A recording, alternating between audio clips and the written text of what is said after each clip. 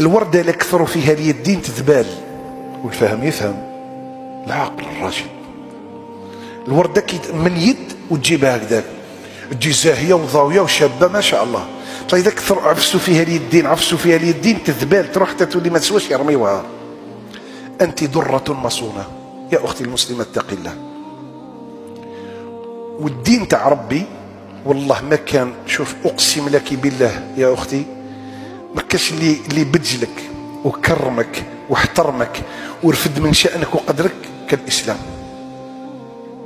من الآخر القوانين هذه الوضعية وهذا الزبالة نتاع البشر، هذا كذب في كذب.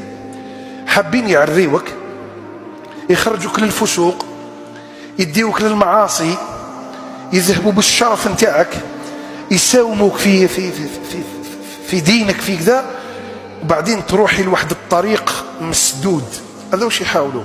اما الله عز وجل لا، ربي يرفع من شأنك، سمى سورة النساء.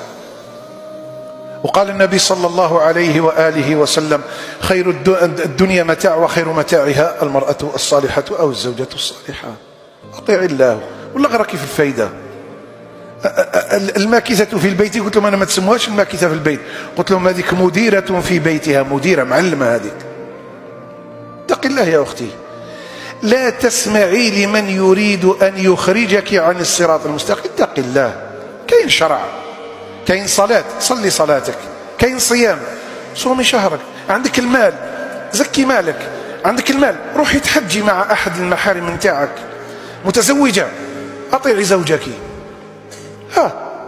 فإذا هي صلت خمسها وصامت شهرها وأطاعت زوجها وحفظت فرجها وعرضها، يوم القيامة ربي يناديها يقول لها: هاي الجنة أبوابها الثمانية، الجنة أبوابها الثمانية، أنت خير من تحبي تدخلي. وهذوك عليهم من الله ما يستحقون، كي حبوا يضربونا جاءونا من جهة نسائنا، وأرادوا أن يدمرونا من قبل نسائنا، ونحن الآن نحرص الحرص الأكيد على نسائنا من الضلال ومن التغريب، الدعوة التغريبية بالأفكار الهدامة والخبيثة. فأنت مدرسة والله.